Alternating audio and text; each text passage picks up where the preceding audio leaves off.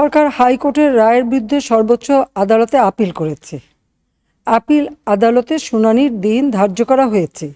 আদালত শিক্ষার্থীদের কোনো বক্তব্য থাকলে তা শোনার সুযোগ সৃষ্টি করে দিয়েছে। এই আইনি প্রক্রিয়ার মাধ্যমে সমস্যা সমাধানের সুযোগ রয়েছে।